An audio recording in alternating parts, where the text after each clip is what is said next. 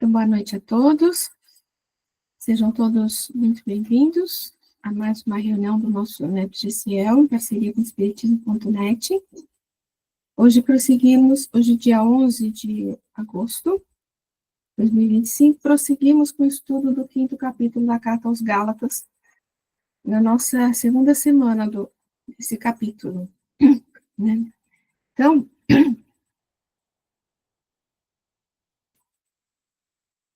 vamos lá. Nós chegamos a ver os 2 primeiros versículos, né? Só para dar uma recordada, é para a liberdade que Cristo nos libertou. Permanecei firmes, portanto, e não vos deixeis prender de novo ao jugo da escravidão. Atenção, eu, Paulo, vos digo, se vos fizerdes circuncidar, Cristo de nada vos servirá. E para hoje nós temos esse terceiro aqui. Eu já vou pôr aqui, ó. Declaro de novo a todo homem que se circuncidar, ele é obrigado a observar a lei.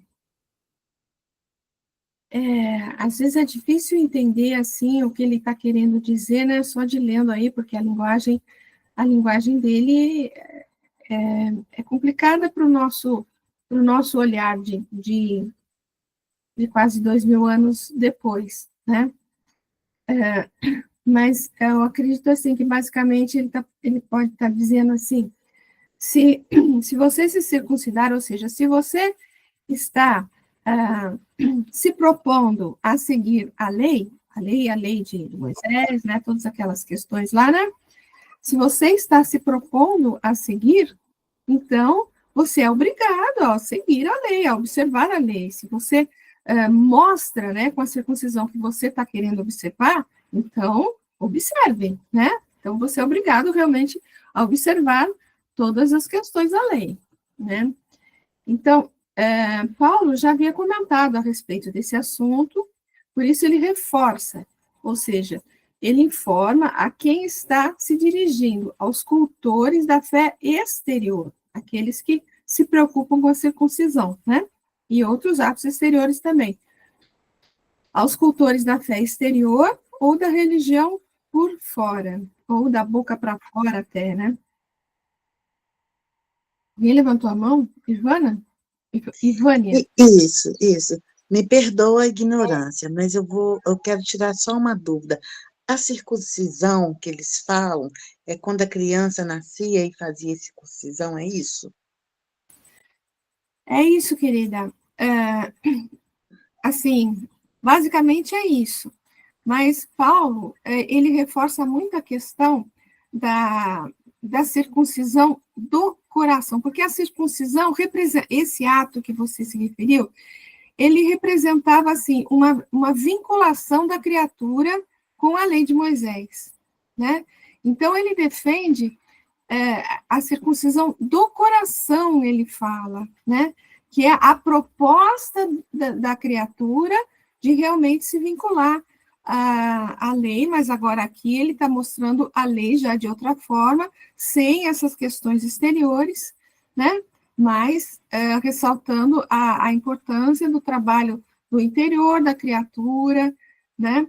Então, por isso que ele já comentou aí, versículos atrás, é da circuncisão do coração, né? E ele fala isso em outras cartas também, né?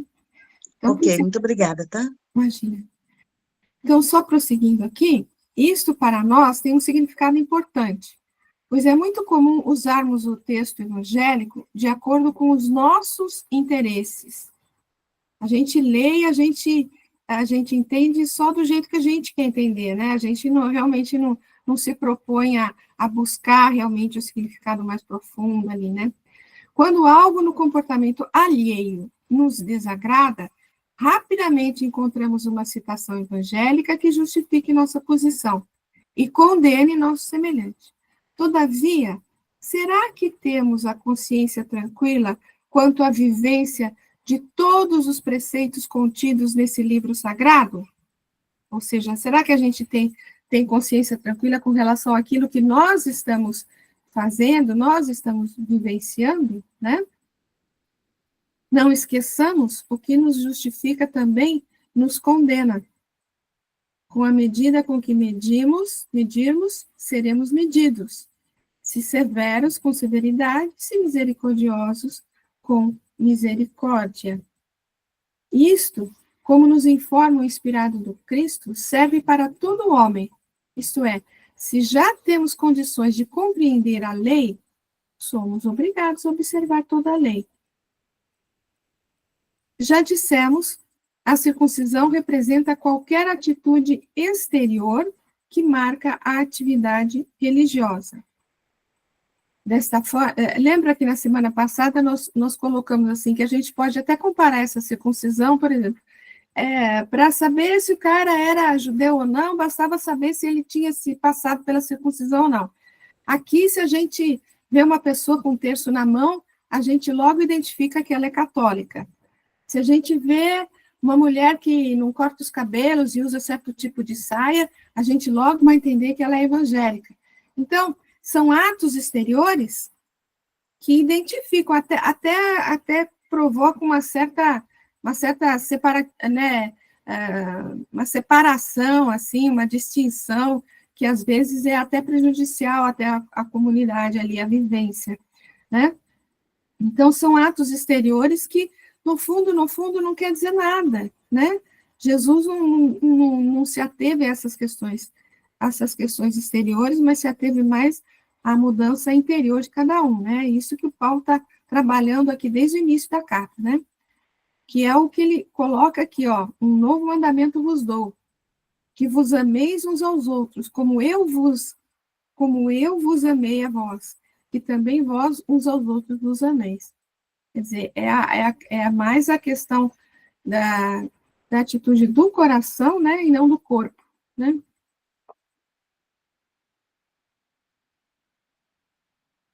Sueli, chegando aqui.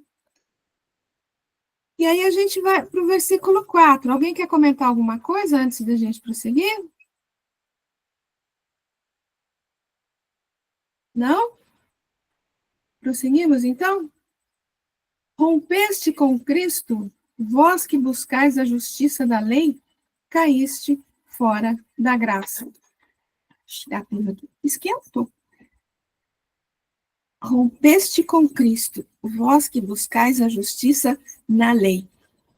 Então, se ele busca a justiça na lei, pensando na lei como todas aquelas obrigações exteriores, então ele fala que caíste fora da graça. Vamos ver o que ele quer dizer com isso. Então, primeiro, o que significa rompeste com Cristo? Que está no início do versículo, que eu coloquei aqui em vermelhinho, aqui em cima, né? O rompimento é sempre de nós para com ele, não dele para conosco. Ele nunca rompe conosco, né?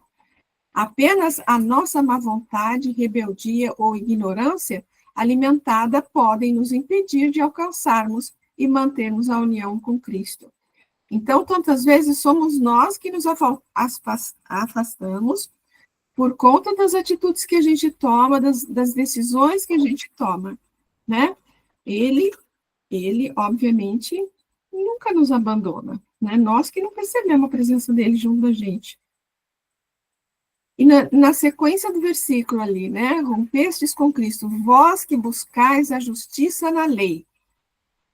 A justiça não consiste na prática dos aspectos exteriores da lei. Ele vai bater em cima disso na carta inteira, né? Mas sim no cumprimento integral da lei divina, da qual a lei traz a essência e que em Cristo se mostra em plenitude. Aqui tem um versículo que está em Mateus. Eu é que tenho necessidade de ser mergulhado por ti, e tu vens a mim? Respondendo, Jesus lhe disse. Isso é uma fala de João Batista, né? Respondendo, Jesus lhe disse: permita, no entanto, dessa maneira, pois vos convém cumprir toda a justiça. É uma lembrança de que Jesus não veio para destruir a lei, né? Mas de todas as formas que ele pôde, ele cumpriu a lei, né? Ele só veio mostrar as questões realmente exteriores, né? Então, na verdade, aquele batismo de mergulho, no fundo, também seria uma questão exterior, né? Mas ele fala que, por enquanto, né, dessa maneira, por enquanto, havia necessidade, né? Que ele não tinha iniciado praticamente o seu ministério ainda, né? E outra fala aqui, por isso vos digo que, se a vossa justiça não exceder a dos escribas e fariseus, de modo nenhum entrareis no reino dos céus. É uma frase forte, né? Porque quando ele fala da justiça dos escribas e fariseus, essa justiça estava baseada essencialmente nas questões exteriores, né? Então, para você entrar no reino dos céus, vamos dizer assim, ser considerado justificado, né, usando a fala deles, né, teria que exceder a justiça dos escribas e fariseus, porque aquela questão só exterior que eles exigiam de todas as pessoas, né, realmente não era o que fazia com que a pessoa conseguisse aí uma plenitude aí dentro da lei divina, né. E no finalzinho do versículo, né? Vou ler de novo aqui. Rompeste com Cristo, vós que buscais a justiça na lei. Então, se buscou a justiça na lei, é obrigado a cumprir a lei, como está no versículo anterior, né? Mas se você rompe com a questão do Cristo, com a questão da essência da mensagem, caíste fora da graça. O que quer dizer isso? Fugindo às leis divinas, nos afastamos voluntariamente das graças que elas nos proporcionam, quais sejam as graças da paz, da felicidade, da saúde, da alegria. Já vamos entender melhor isso. Porque a lei foi dada por meio de Moisés, a graça e a verdade vieram por meio de Jesus Cristo. Lembra que tem uma questão no Evangelho, no Livro dos Espíritos, pensei que ela estivesse aqui, não está não, que fala que o desvio das leis humanas é que provoca a infelicidade da criatura, lembra que tem uma questão que fala isso? Não é? Então, se você foge das leis divinas, se afasta voluntariamente, você se distancia, inclusive, da felicidade, como está lá nessa questão do Livro dos Espíritos. Eu devia ter colocado aqui, não coloquei. Não espereis dobrar a justiça do Senhor pela multiplicidade das vossas falas e das vossas genuflexões. O caminho único que vos está aberto para achardes a graça perante Ele é o da prática sincera da lei de amor e de caridade. Ou seja, tem gente que faz tantas meditações, tantas orações com palavras que às vezes a pessoa repete orações decoradas, né? E nem sente, nem percebe o que está falando, né? E acha que com isso está conseguindo grandes coisas, né? É óbvio que se ela tiver com boa intenção, alguma coisa ela vai conseguir, mas a real graça, vamos dizer assim, vai estar não só nessas orações repetidas, que são ditas sem sentimento nenhum, sem conexão nenhuma com o sentido delas, né? Mas a graça recebida será através da prática sincera da lei de amor e de caridade. Mas a cada um de nós foi dada a graça pela medida do dom de Cristo. Pela medida do dom do Cristo. Essa medida, no fundo, está aqui pelo dom do Cristo, mas a medida a gente consegue pela nossa atitude, né? Pelas nossas decisões, pela nossa maneira de agir, pela nossa, como está aqui em cima, prática sincera da lei de amor e de caridade. Né? E aí, pessoal, algum comentário?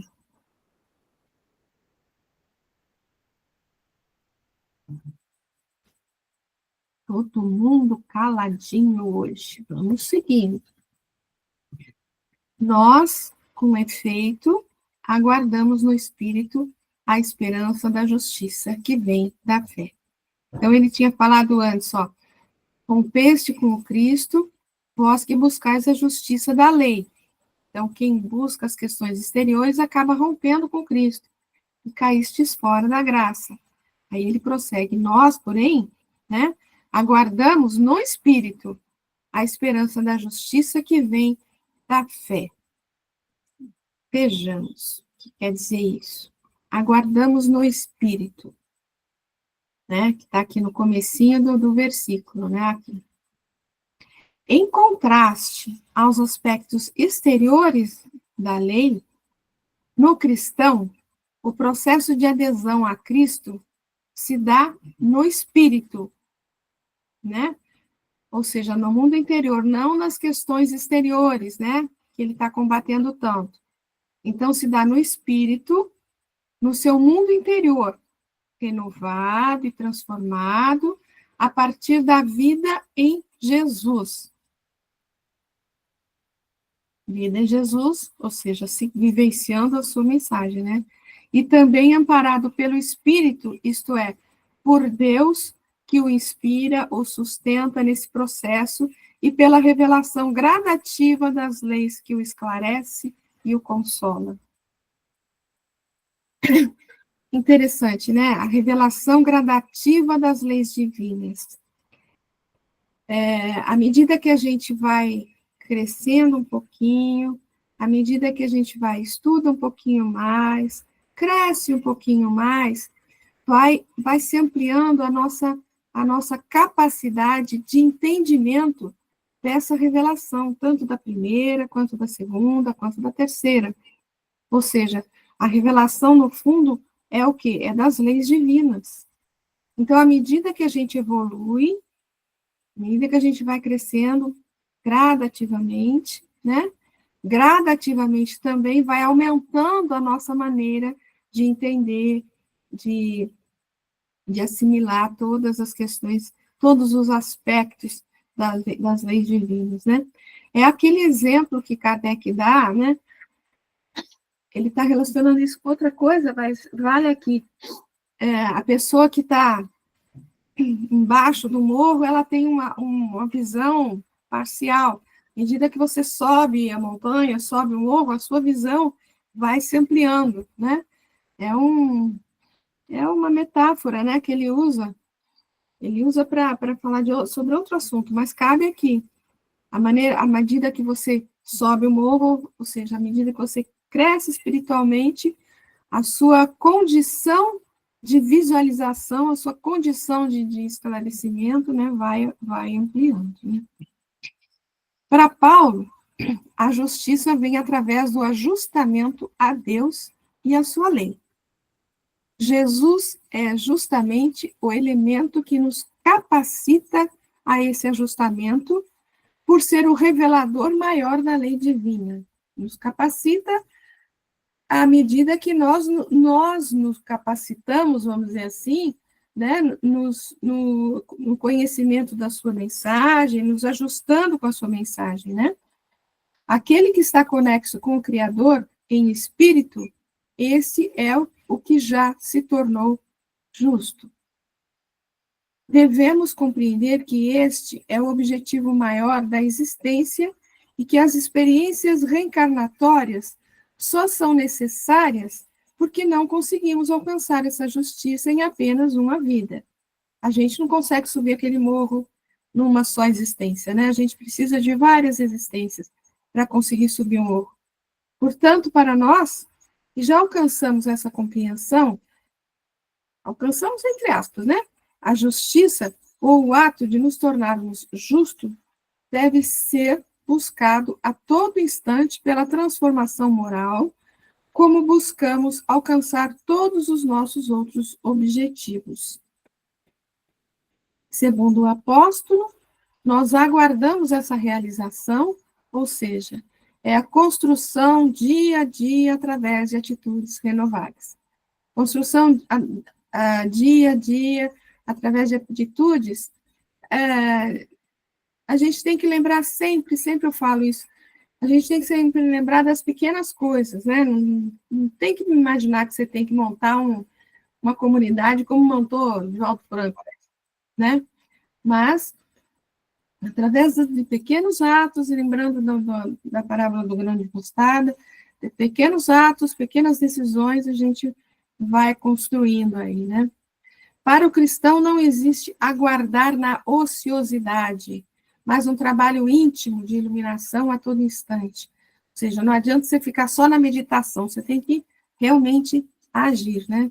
Em Romanos, ele nos diz que a salvação, que é o outro nome desse ajustamento, é o objetivo de esperança, é objeto de esperança e que ninguém espera o que vê, mas o que não vê. Compreendemos assim que é uma construção a realizar e essa esperança na justiça, como aqui ele define, vem da fé, mas não de uma fé inoperante, mas uma fé que, pela entrega de si mesmo ao serviço do Senhor, transforma o ser em nova criatura. Então, se você tem fé em toda a doutrina, em todo o evangelho, fé em Jesus, fé em Deus, você sabe que a justiça virá. Então, a sua esperança na justiça é muito grande.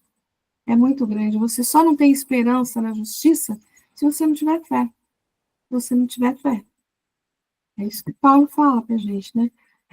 Mais um pouco sobre a esperança da justiça. Ainda estamos muito distantes de alcançar a plena justiça, o pleno cumprimento da vontade divina. Mas a esperança de alcançá-la é a força que nos guia e alimenta nessa jornada. Sem esmorecer, continuemos a afirmar a nossa esperança, porque é fiel quem fez a promessa. E viver sem esperança é o pior de todos os males. Tudo bem, pessoal? Ninguém fala nada?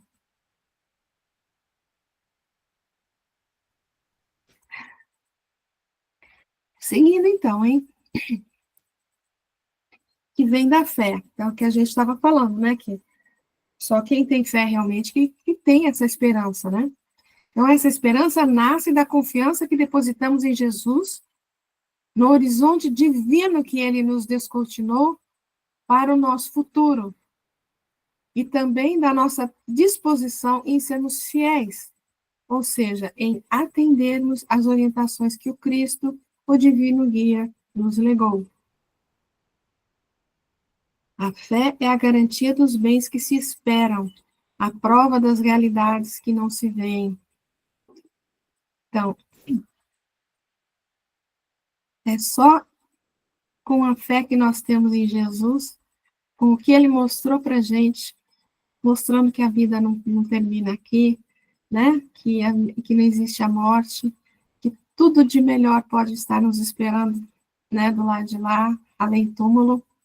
Então, é essa fé que faz a gente ter essa esperança, e tendo essa esperança que faz com que a gente vá agindo, né, da melhor maneira possível, sendo fiel, como ele diz aqui, né, e agindo no bem, na caridade, né, no auxílio. E aí vem um texto de Emmanuel. Ninguém quer comentar nada?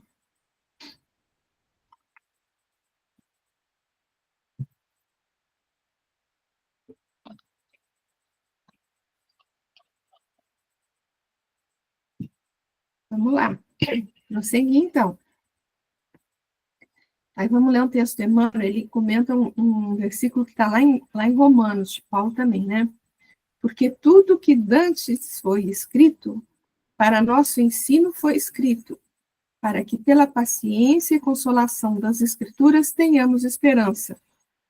Então, ele fala também da esperança que a gente tem através da nossa fé em tudo aquilo que foi escrito, porque tudo aquilo que foi escrito para a gente, né? Mas que a gente tenha paciência, né? Que a gente tenha consiga consolação nas Escrituras aí. A esperança é a luz do cristão. Nem todos conseguem, por enquanto, o voo sublime da fé, mas a força da esperança é tesouro comum. Nem todos que podem oferecer, quando querem, o pão do corpo e a lição espiritual, mas ninguém na Terra está impedido de espalhar os benefícios da esperança. A dor costuma agitar os que se encontram no vale da sombra e da morte, onde o medo estabelece atritos e onde a aflição permanece o ranger de dentes nas trevas exteriores, mas existe a luz interior, que é a esperança.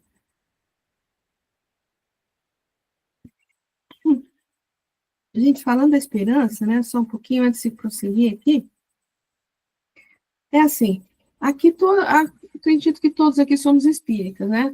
Mas vamos imaginar que, por um momento, que nós não somos espíritas, nós não acreditamos na vida eterna, nós não acreditamos que existe vida depois da morte, nós não acreditamos que você pode ter outras oportunidades de crescer, se tornar pessoas melhores, e você acredita que depois da morte, ou você vai para o inferno, ou você vai para um céu que às vezes é pintado de uma maneira tão difícil, né, de alcançar, você não pode pecar de forma alguma.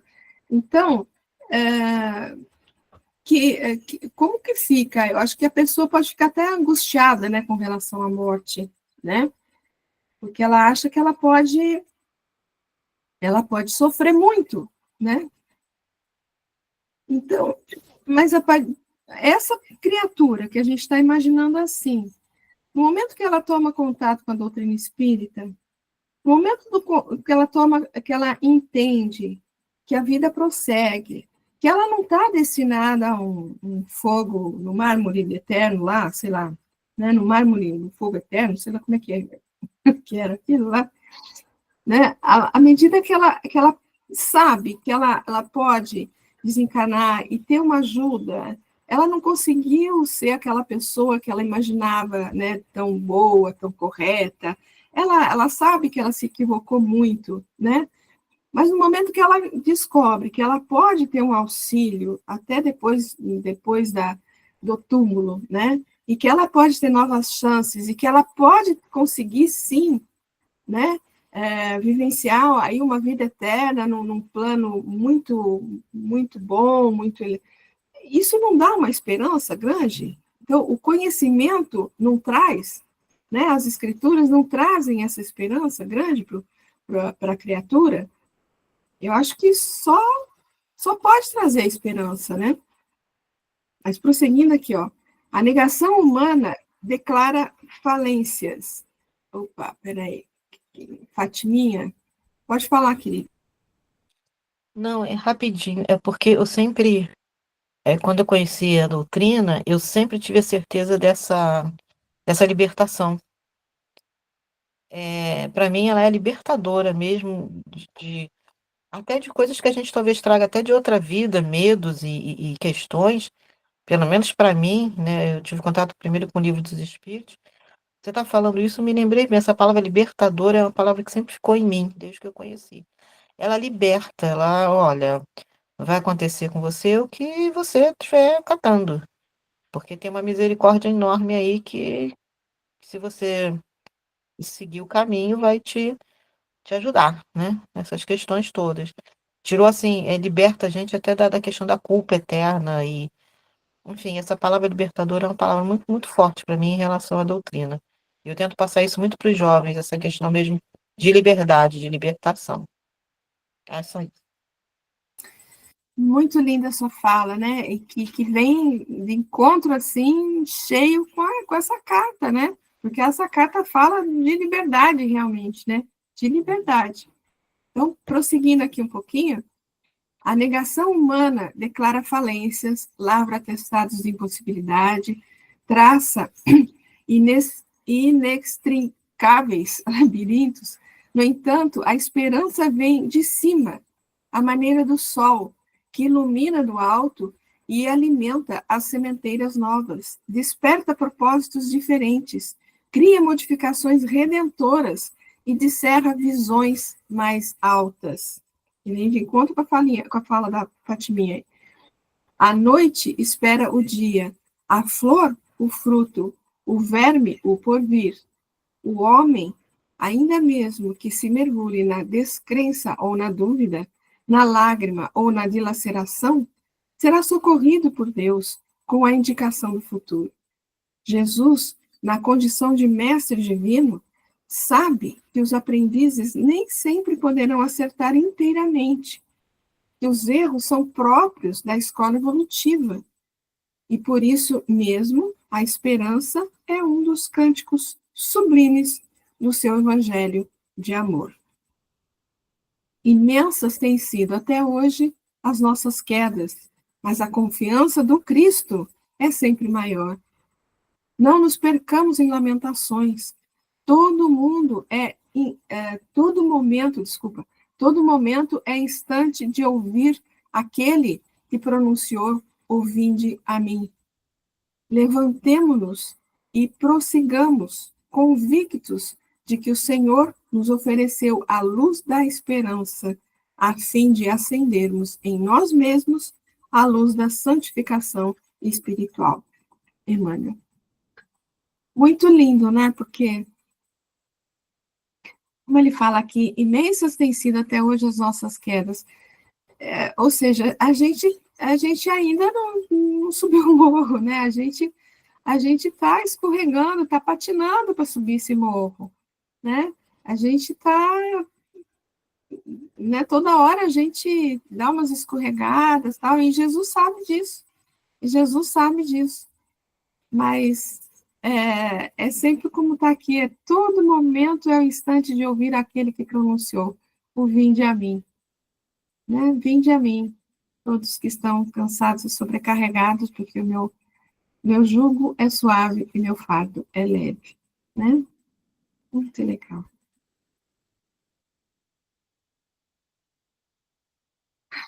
Tudo bem? Prosseguimos?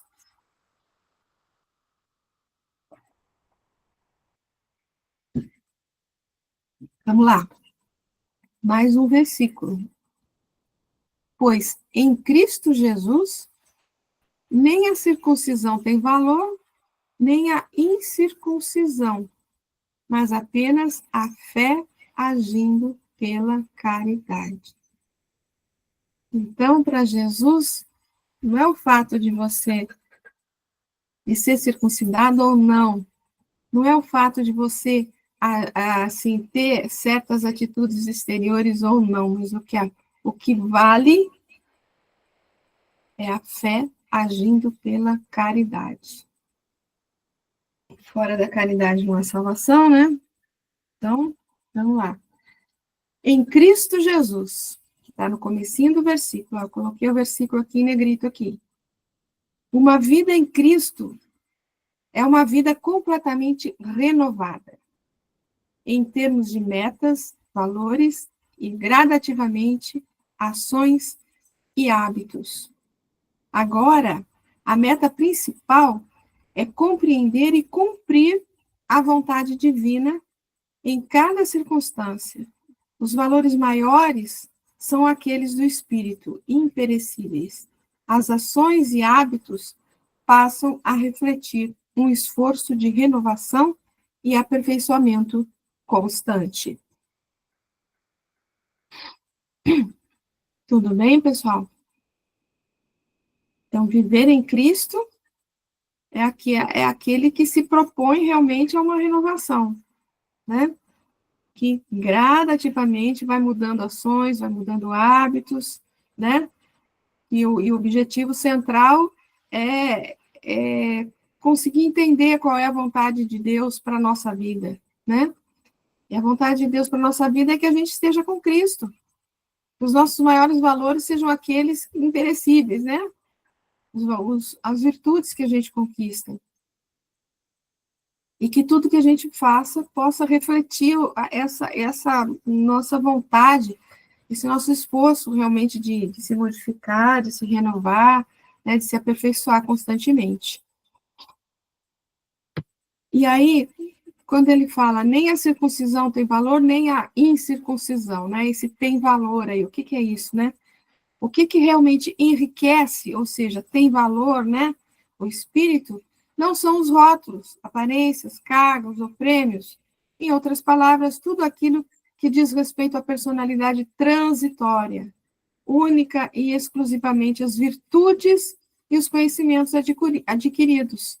Tem realmente valor espiritual na construção do homem de bem.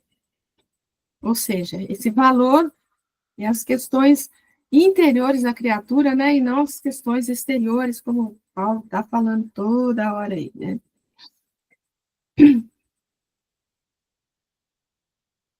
Circuncisão e incircuncisão. Esse é um tema recorrente de Paulo, né. Na primeira carta aos Coríntios, diz ele que a circuncisão nada é e a incircuncisão nada é. O que vale é a observância dos mandamentos de Deus. Então, não importa se o cara tem circuncisão ou não, o que importa é que ele tenha observância dos mandamentos de Deus. E em Colossenses, ele continua aí, ele fala, não há grego nem judeu, circunciso nem incircunciso, bárbaro, cito, escravo, livre, mas Cristo é tudo em todos. Ou seja, não importa raça, não importa credo, não importa atos exteriores, importa tudo que está no coração. E aí, no finalzinho do versículo, tem fé agindo pela caridade. Portanto, fé agindo pela caridade quer dizer fé operante, através do serviço ao semelhante, sem espera de retribuição. Fé que silencia o interesse pessoal em favor da vivência evangélica e do serviço a que o Cristo nos convidou, que é o da implantação do reino de Deus na terra. Toda vez que por esse objetivo trabalhamos, é com o Cristo e pelo Cristo que o fazemos. E toda vez que desviamos pelo atalho de nosso personalismo, é contra o Cristo que estamos agindo. Pensemos bem sobre isso. Ele fala aqui em cima, né? O serviço a que o Cristo nos convidou é o da implantação do reino de Deus na terra. Por que ele não fala implantação do reino de Deus no nosso coração, né? Porque nós temos essa missão junto com Cristo, né? De estar aqui embaixo. O objetivo maior é a gente trabalhar com Ele e por Ele, né? No momento que a gente vivencia a mensagem dele, a gente está propiciando, de alguma forma, influenciações, a gente está propiciando exemplos, a gente está mostrando, né, qual que é o melhor caminho, a gente está vivenciando a mensagem do Cristo, a gente está trabalhando por Ele, com Ele e pela humanidade, né, pela Terra, de uma maneira geral. Trabalhando o nosso interior, a gente está trabalhando de maneira geral com a humanidade. E aí vem um texto do Emmanuel. Algum comentário?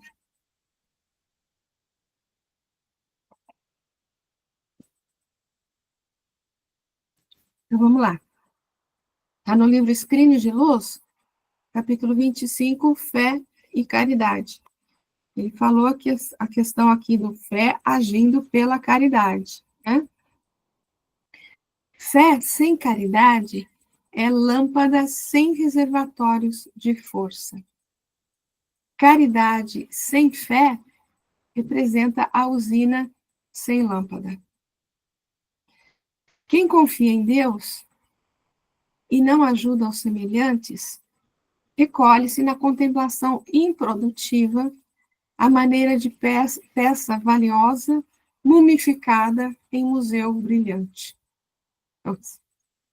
Quem pretende ajudar ao próximo, sem confiança em Deus, condena-se à secura, perdendo o contato com o suprimento da energia divina. A fé constitui nosso patrimônio íntimo de bênçãos. A caridade é o canal que as espalha, enriquecendo-nos o caminho. Uma nos confere visão, a outra nos intensifica o crescimento espiritual para a eternidade. Sem a primeira, caminharemos nas sombras, sem a fé, né? Sem a segunda, a caridade, permaneceríamos relegados ao poço escuro do nosso egoísmo destruidor. Jesus foi o protótipo da fé quando afirmou: eu e meu Pai somos um. E o nosso divino mestre foi ainda o paradigma da caridade quando nos ensinou: amai-vos uns aos outros como eu vos amei. Desse modo, se somos efetivamente os aprendizes do Evangelho redentivo, unamos o ideal superior e a ação edificante em nossos sentimentos e atos de cada dia, e busquemos fundir numa só luz renovadora a fé e a caridade em nossos corações neste hoje.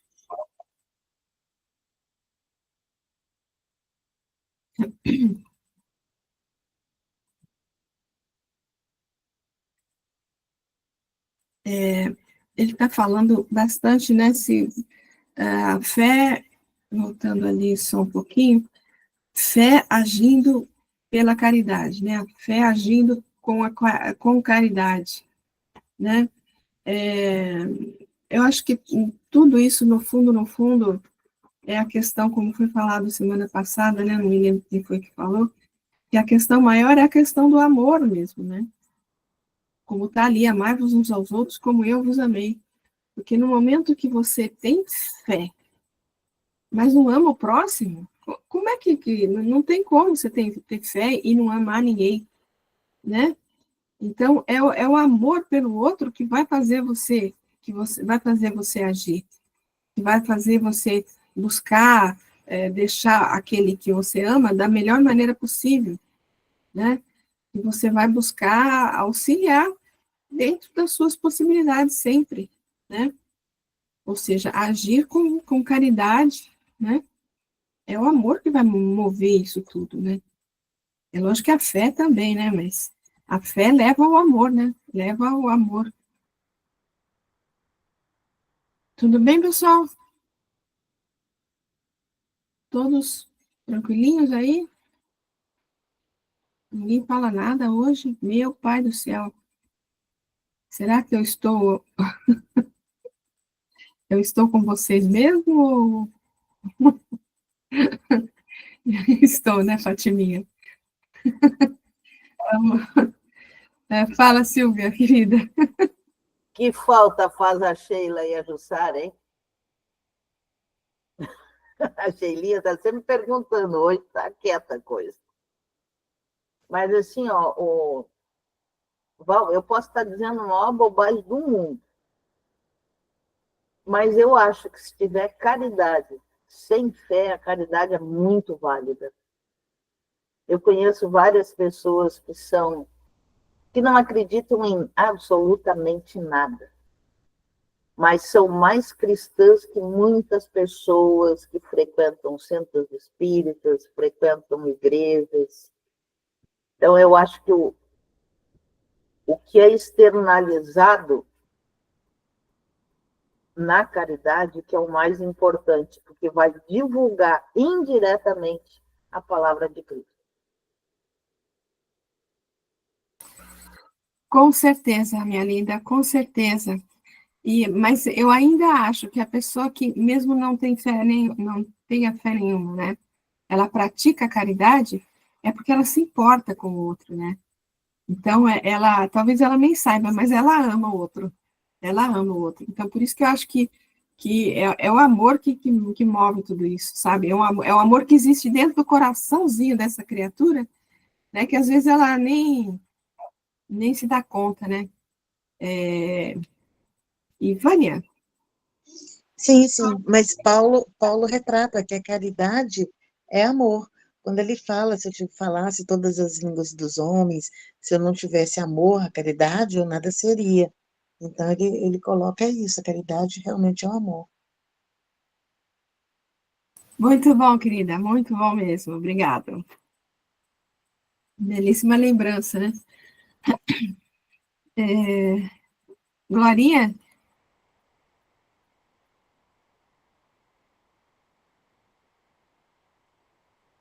Glorinha, se você está falando, você está Oi. Ah, tá. Desculpa. Não, é só para cumprimentar, puxando o gancho, dizendo que a caridade é o próprio amor em movimento, né? É o amor que movimenta.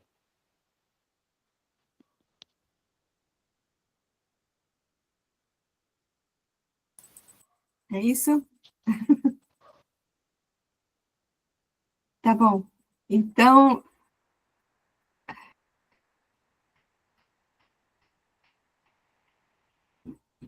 peraí um pouquinho só. Então, vamos seguir aqui mais um pouco. Então, ó, corris bem. Quem vos pôs obstáculos para não obedecerdes à verdade? Essa sugestão não vem daquele que vos chama. Então, lembrando, né, que no começo da carta, ele fala que os Gálatas estavam recebendo uma influência de pessoas que chegaram ali tentando divulgar o evangelho de uma maneira um tanto quanto distorcida, né? Tentando colocar o evangelho como uma continuidade do judaísmo, mas, assim, impondo, inclusive, aos gentios que estavam se aproximando, que deveriam seguir todas aquelas questões exteriores, tal, aquela coisa toda. Então, ele tá recorrendo aqui novamente essa influência que eles estavam recebendo de um certo grupo que tinha chegado lá e distorcendo um pouco a mensagem que o próprio Paulo tinha deixado para eles, né? Então, aqui é uma lembrança daquele trecho lá, né? Então, é hora de fazer. Então, vamos ler de novo. Corris bem, quer dizer, vocês estavam indo bem, mas o que aconteceu que, de repente, vocês desviaram o caminho, né? Quem que deu essa sugestão para vocês aí, né? Não vem daquele que vos chama, ou seja, não vem do Cristo isso daqui, não, né? Ou não vem do próprio Paulo, né? Então, vamos lá, ó.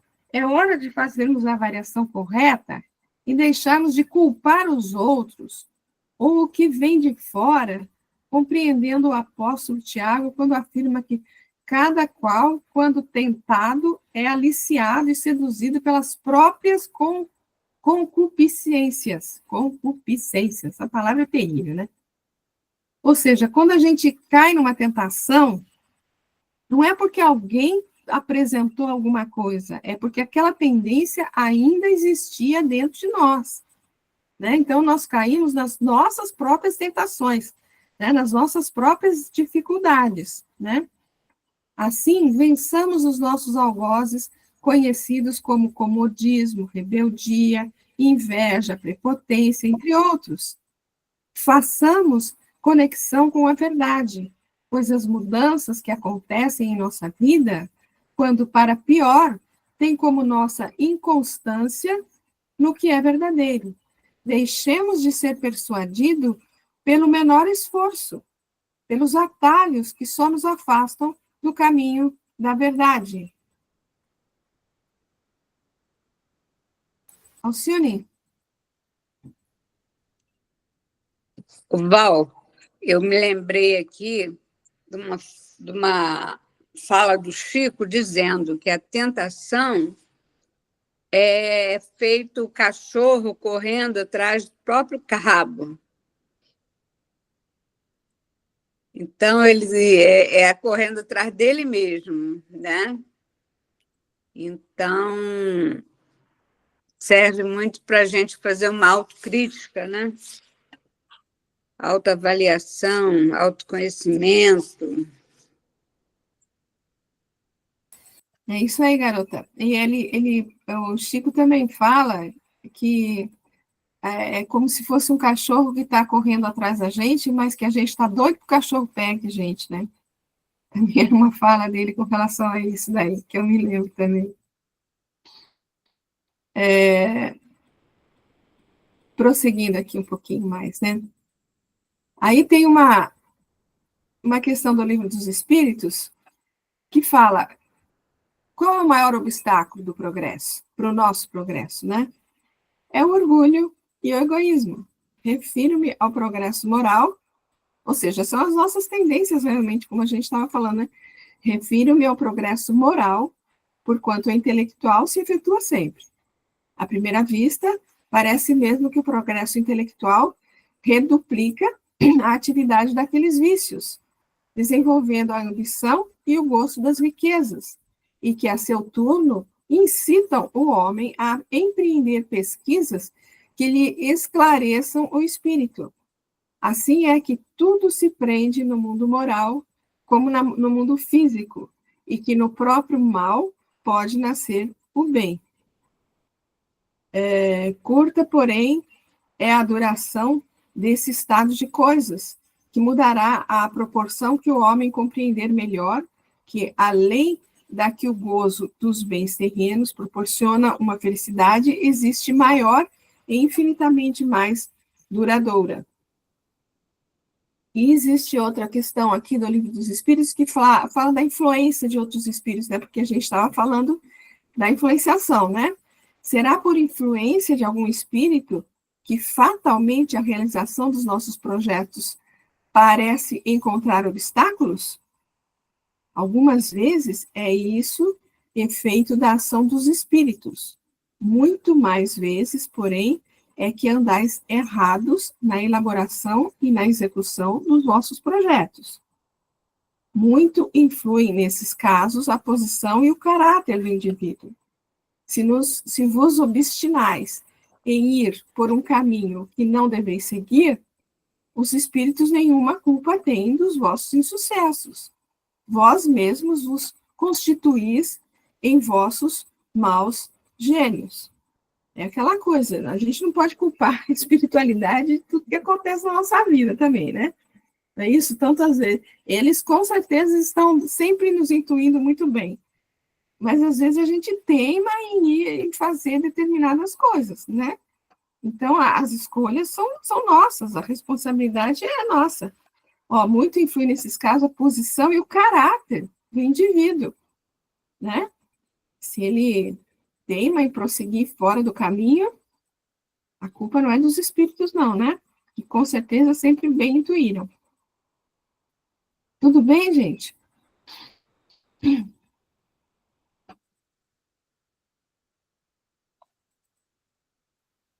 Eu fico pensando assim, gente, quando a gente às vezes olha para trás na vida da gente, a gente vê que muitas vezes você teimou em ir por um caminho. Você vê que é te dado outro caminho para a escolha, mas você vai naquele caminho e dá errado, não é? Pela nossa teimosia e dá errado.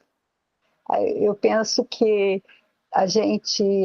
muitas das vezes a gente ouve mal, a gente, né? Essa nossa, a intuição que nos é dada, né? E quando você olha para trás, você vê muito isso. É só uma colocação. Obrigada. É muito bem lembrado, né?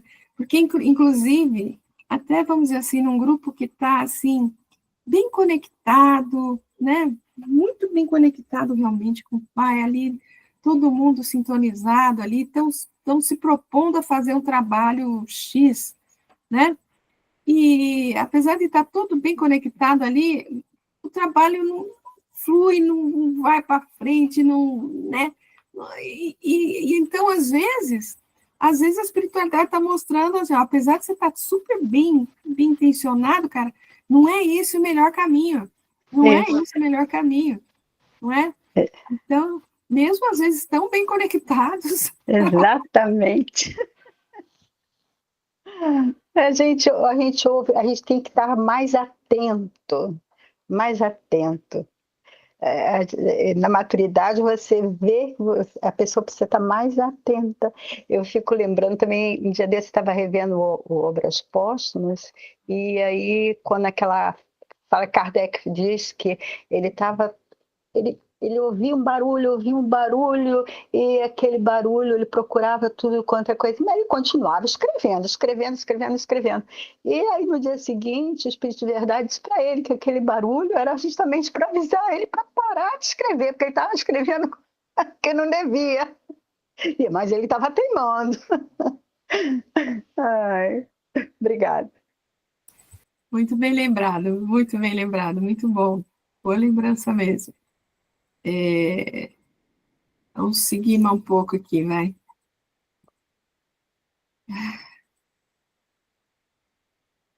Então, epa, peraí que...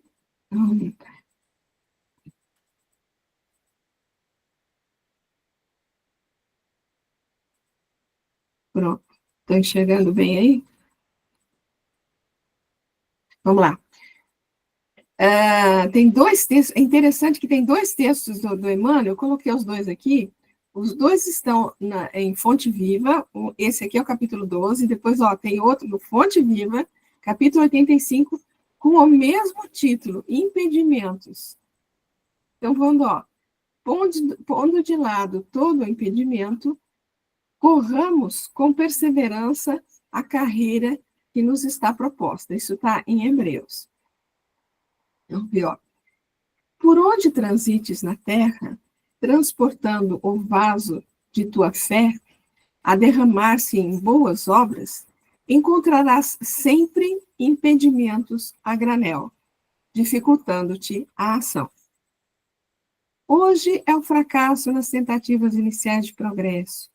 Amanhã é o companheiro que falha. Depois é a perseguição descaridosa ao teu ideal. Afligir-te-ás com o fel de muitos lábios que te merecem apreço. Sofrerás, de quando em quando, a incompreensão dos outros.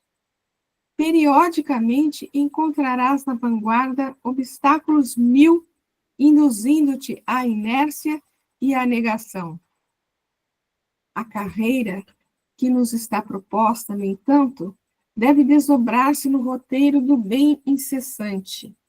Que fazer se as pessoas e circunstâncias que nos compelem ao retardamento e à imobilidade? O apóstolo dos gentios responde categórico, pondo de lado todo o impedimento. Nossa, acabou de fechar outra luz aqui. Caiu energia aqui. Colocar a dificuldade à margem, porém, não é desprezar as opiniões alheias, quando respeitáveis.